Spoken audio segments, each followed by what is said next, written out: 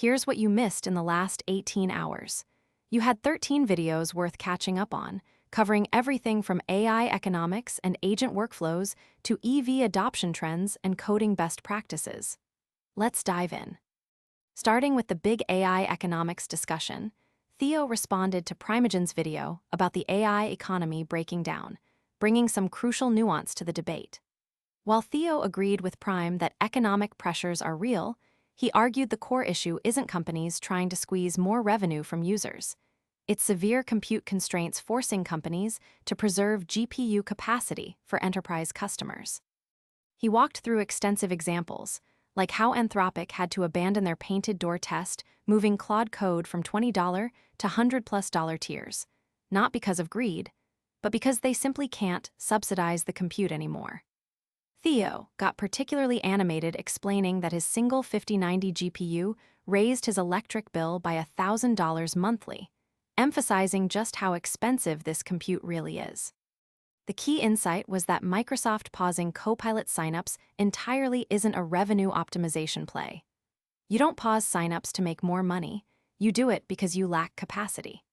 He pushed back hard on the characterization of Google and Microsoft as greedy, pointing out that Google is actually doing more free compute than anyone through AI overviews, and their compute constraints are just as real despite making their own TPUs.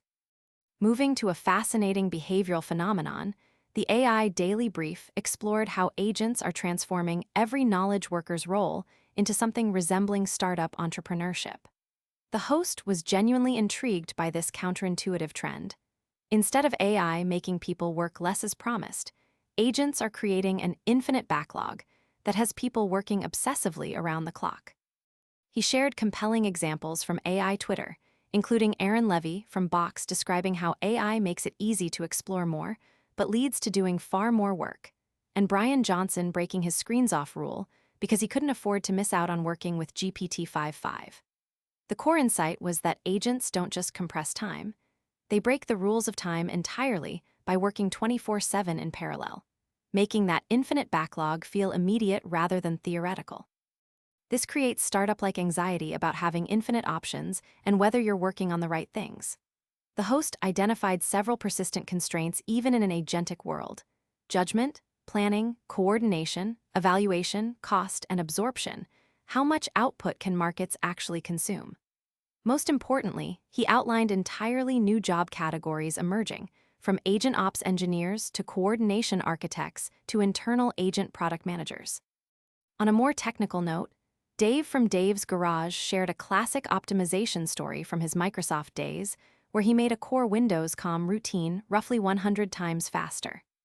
Dave's storytelling was reflective and wry as he explained how he optimized GUID to string conversion by replacing a general print-based approach with custom byte walking that did direct table lookups. The routine was critical because everything in COM depends on these unique 128-bit identifiers for query interface, marshalling, debugging, and logging. Dave got animated explaining the bit-level mechanics. Each byte becomes 2 hex characters by taking the top and bottom 4 bits as indices into a hex lookup table, with the challenge being that GUIDs aren't stored in memory as they appear on screen due to little-endian byte ordering. His key lesson was that generality has costs, and sometimes we pay unnecessarily. Most code should be boring and maintainable, but foundational layers with fixed, repeated operations merit asking whether fancy machinery is actually doing useful work. Speaking of coding practices, Zoran on CHash delivered a passionate warning about how AI coding tools are resurrecting terrible practices from the past. He was clearly frustrated as he demonstrated how Claude Code generated increasingly messy code for a money transfer model, showing classic anti-patterns like primitive obsession, enum-based state management, and sprawling classes that try to do everything. Zoran got particularly animated discussing enum state management as a deadly sin in design because state always comes with additional data, but enums have no additional data, forcing you to add accompanying properties. His philosophical point was crucial: generative AI tools don't think, plan, or have experience, they just see prompts and generate code. The real challenge isn't creating version 1, which is easy, but advancing from 1 to 2 where AI-generated messes become serious obstacles. His key message was that while AI can quickly generate functional code, developers still need to understand class design, method design, and model design better than the AI tools do. Staying with AI-assisted development, but in a more positive light, SmartyRBX showed how to solve specific workflow bottlenecks by creating a custom Roblox scaling plugin using Codex and ChatGPT.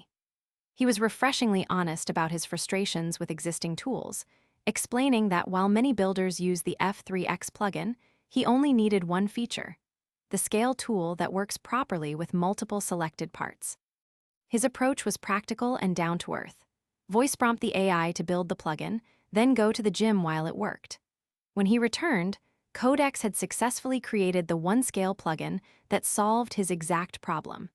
He incorporated ChatGPT's suggestions for quality-of-life improvements like world mode and studio snap respect, then set up a custom shift +5 keybind. His development philosophy was refreshingly incremental: start with functional basics, then build incrementally rather than overbuilding. On the enterprise AI side, Akshatha from IKEA demonstrated building scalable AI agents using AWS Lambda and the Model Context Protocol at GOTO 2025. She was enthusiastic and educational, clearly excited about solving traditional agent deployment problems. Her Type-C cable analogy for MCP was particularly effective. Just as Type-C provides a standardized port for any device, MCP provides standardized tool descriptions that any LLM can understand.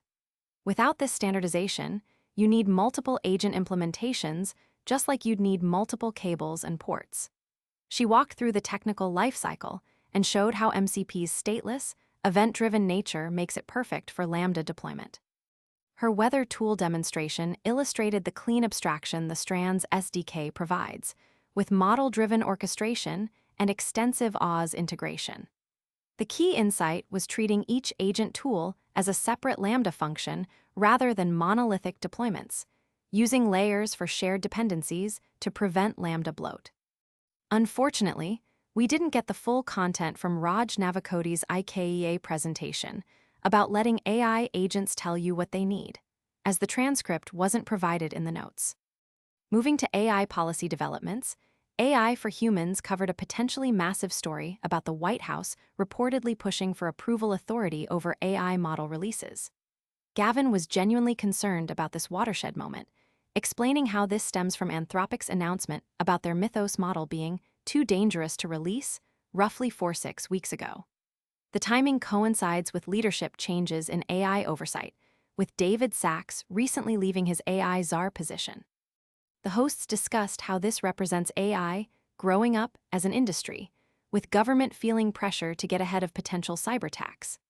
They also dove into the explosion of AI microdramas in Chinese media production, with Ben Rels noting how these have cracked the problem of serialized content on social platforms where audiences typically jump in at random episodes.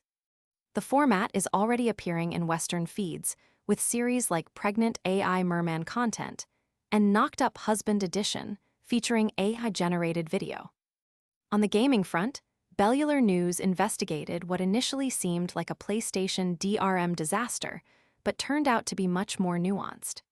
The presenter maintained an investigative tone while unraveling how a viral story about PS having hidden 30-day timers that would lock players out was misleading.